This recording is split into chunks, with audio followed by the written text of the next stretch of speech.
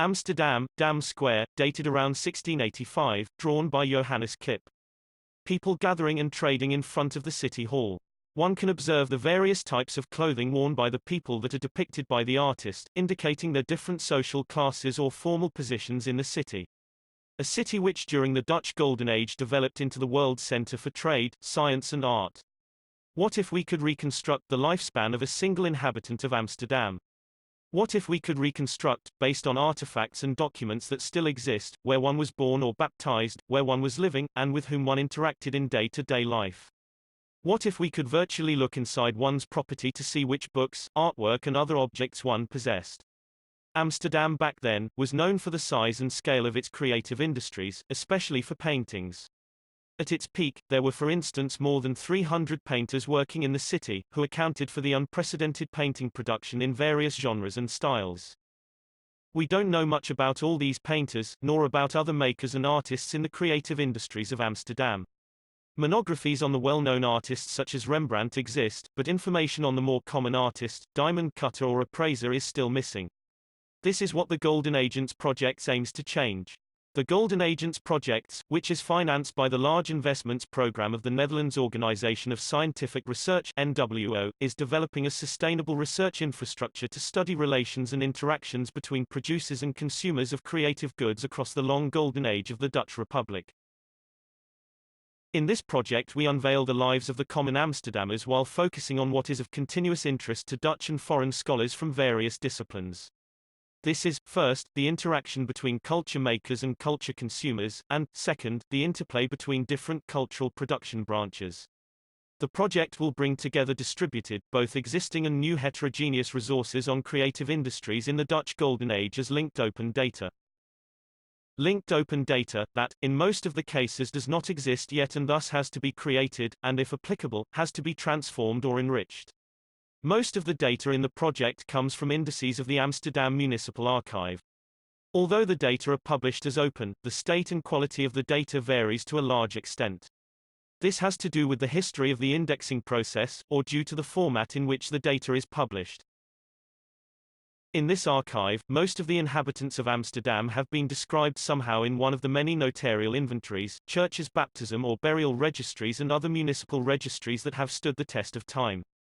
These sources are covering legal disputes, trades, ship contracts, insurance, sales, estate and probate inventories, and much more, and provide very valuable information for our project. For instance, baptism records might give information on the approximate time frame of someone's birthdate, but also indicate the parent-child relations between persons. The burial registries indicate the approximate death date and might give information on persons' spouses. Probate inventories give a several-page-long overview of the items a person held in their house. These baptism, marriage and burial archives are fully scanned and indexed. At this moment, the Municipal Archive is in the process of digitizing the books of the biggest part, the notarial archives, and is making indices on person names and locations. Some of these indices already have served as source for data entries on, for instance, Wikipedia, and are a primary source for genealogists. In these cases, someone has verified the existence of a person with help of these sources and was able to link the record in the index to another source or person description. In other cases, it must be noted that these digitally available indices, in XML format, make a note of the existence of a person name. The archive specifically states that they will not do person disambiguation within or between indices, which could mean that the same person is mentioned in multiple records in the same collection. Deduplication and disambiguation of persons in this data, to reconstruct their life, is one of the challenges in the Golden Agents project. One of the deliverables of the project is a search environment in which researchers from the humanities can navigate the underlying data and test hypotheses. For this, it is of extreme importance that it is properly documented where information came from, which decisions in digitization were made and, if persons have been disambiguated between several collections, from which original person name observations in the original documents they have been derived. After all, we have to convince the researcher that our decisions and data makes sense and is truthful. Therefore, one of the challenges during this digitization and conversion process is to keep the link with the original paper document and to keep track of which part of the text in, for instance, a notarial deed provides the information that you are putting in the index. The fact that the high-resolution scan of a page spread is available makes it possible to construct a provenance chain that leads you back to the exact location in a document from which information was extracted. Since there is no vocabulary that suits all our needs, the model ideally incorporates and connects existing and widely used ontologies. Choosing the right ones can be hard. At the same time, we want to make it easy for an end user to understand the model. We are putting this data in RDF. And to meet these minimum provenance requirements for our researchers, we started looking for existing models and ontologies to express the information that is enclosed in the data of the municipal archive. At the same time, we want to build a generic model that can be used on data from other institutions as well. We started off simple, and drew inspiration from digitization initiatives from smaller regional archives and built an ontology that allowed us to model what can be observed in individual archival sources, and what can be inferred by a researcher or hobbyist genealogist. This ontology is called RAW, which stands for Reconstructions and Observations in Archival Resources. This RAW ontology introduces two classes, an observation class, and a reconstruction class. Several types of observations, such as a person observation, can be combined into one person reconstruction. These observations are the mentions of persons in archival documents. The reconstruction is something you either build by hand, or do automatically with an algorithm. The decisions and derivations are recorded in the well-known prov ontology. Further on, this ontology incorporates schema.org and the bio vocabulary.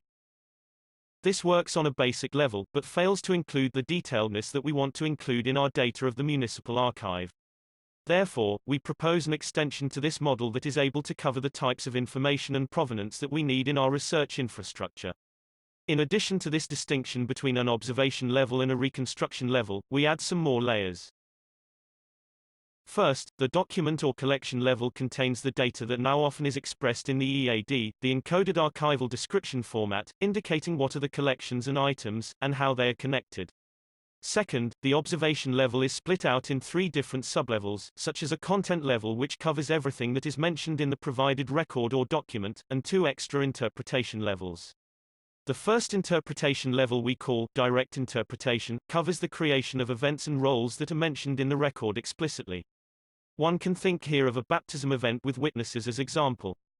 The second interpretation level we call indirect interpretation, goes one step further and includes inferred events, such as the birth of the baptized child.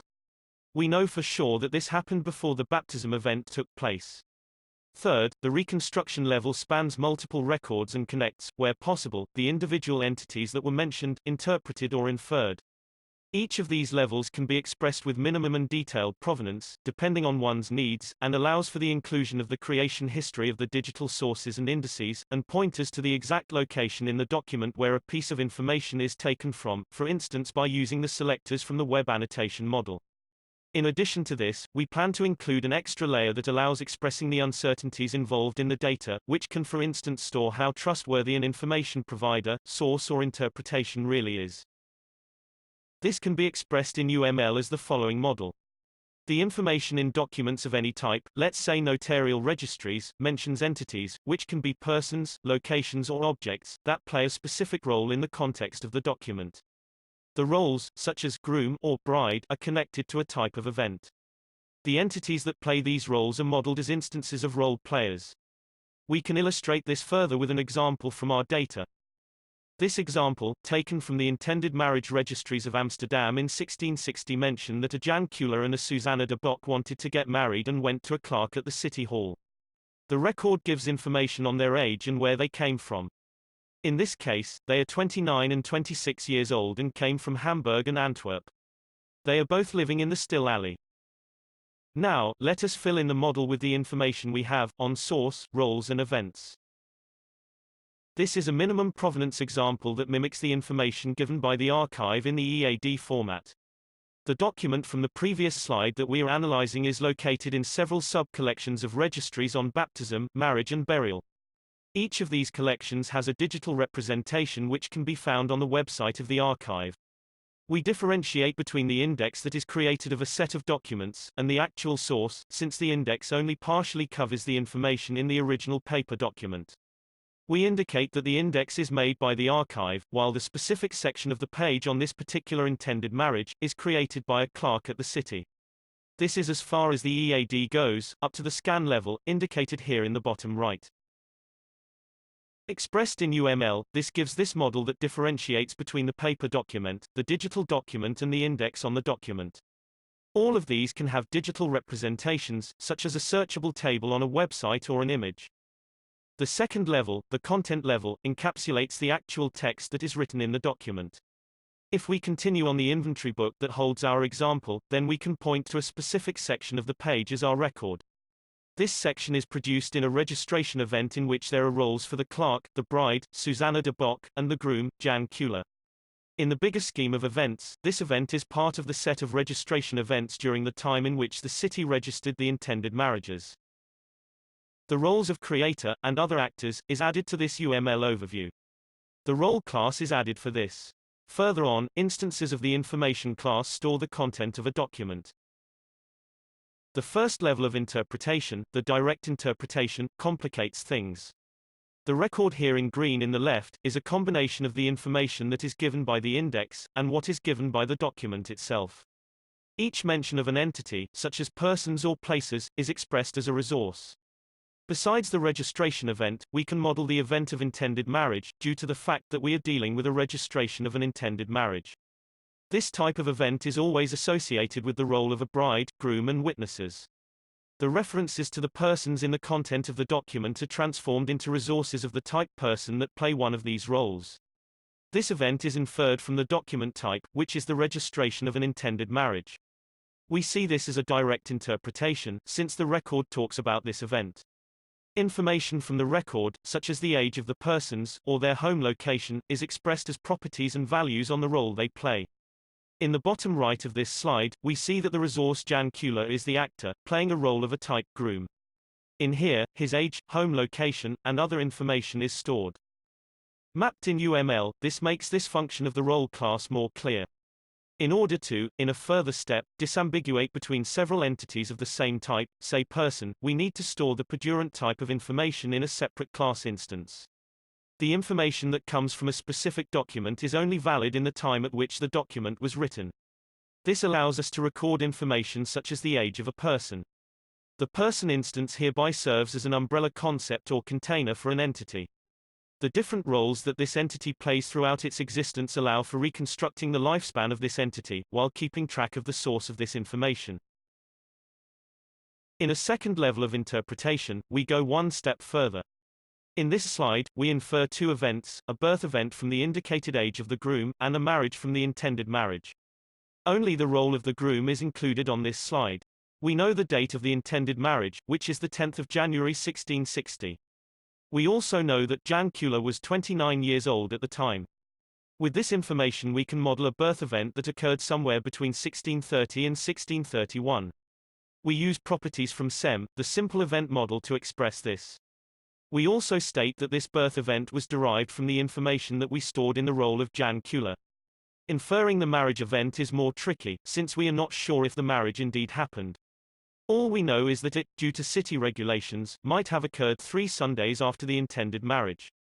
Ideally, this has to be modeled with a degree of certainty attached to this, which could for instance be calculated from validated data on marriages in the 17th century. Modeling these inferred events such as a birth, that must have happened for sure, or a marriage, makes that a person can more easily be linked to other references in different sources to presumably the same person. The purpose of this becomes clear in the next level, the reconstruction level. In this reconstruction level, information from another type of document is included. The baptism of Christina, the child of a Jan Kuhler, written with a slight spelling variation, and a Susanna de Bock. In the same manner, we have made an observed baptism event, that has different roles for different entities, among others, a father, mother and child role. We also infer a marriage event from the fact that the persons are mentioned as father and mother in the 17th century. If we reason that the father and mother in the baptism record are the same as the groom and bride in the intended marriage record, then we can give the earlier inferred marriage event a higher certainty. Combining these two sources and two events strengthens the certainty of the inferred marriage event. We state that both inferred marriages are the same and combine their information. We now know they married after 1660, but before 1668. In the same go, we can state that the individual concept of both occurrences of a Jan Kuhler are the same. by which we end up with a single concept for a person that is playing two or more roles in different sources. These examples were examples of modeling two types of records at a minimum provenance level. This can also be done in the detailed provenance level, in which information should be expressed using annotations from the web annotation model. Informational parts are split up and expressed as factoids, references, or a combination of both. For this, we drew inspiration from the factoid prosopography ontology. Showing these examples is, for now, beyond the reach of this presentation. The examples in the previous slide show the pipeline that models a source, its content, and the disambiguation of entities in RDF. We gave an example of an intended marriage record from our data of the Municipal Archive of Amsterdam and combined it with information from a later baptism record to come to the reconstruction of a single person that is mentioned in two sources. The information that we modeled as events with actors and roles may serve as features that can be decisive for an algorithm that can do this disambiguation automatically. A tool, called lenticular lenses, is developed in the Golden Agents project to do this. We are in the process of developing this ontology further, to also include the modeling of uncertain types of information, such as the inferred marriage event that we presented, but also the uncertainty that exists when someone might be lying about his or her age. Our aim is to reuse parts of well-known ontologies such as schema, bio, prov, and more, or to provide a mapping to those ontologies, which should make this ontology usable, meaningful and flexible. This also includes an alignment with the Archives 2 archives standard that is used by several Dutch archives. As noted earlier, this is ongoing work. We started bottom-up and modeled a single record that is in our data and gradually extended our model so that it fits other document types as well. It provides a way for us to deal with the sometimes messy data that we get from archives and institutions and meets our requirements of research provenance. Presenting this model in this early stage at the LODLAM 2020 Summit is an opportunity for us to share our experience with the LOD crowd and to improve our model further. More information can be found on the Golden Agents website, or by dropping us an email.